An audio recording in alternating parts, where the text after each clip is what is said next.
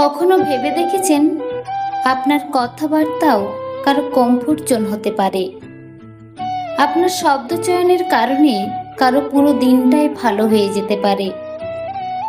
আমরা সব কিছু নিয়ে খুব বেশি খুঁতখুঁতে কিংবা সচেতন হলেও নিজেদের কথাবার্তা নিয়ে খুব একটা ভাবি না।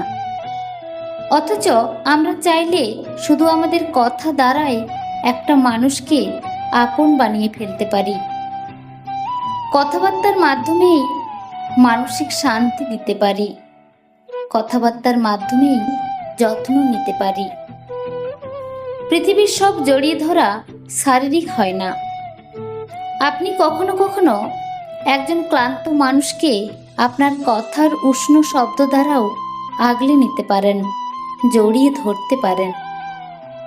যেখানে 5 মিনিট উষ্ণ শব্দে জড়িয়ে ধরে একটা মানুষের মুখে হাসি ফোটাতে পারি, সেখানে আমরা ভাবতে থাকি অন্য উপায়ে কিভাবে যত্ন নিয়ে কাউকে খুশি করা যায়।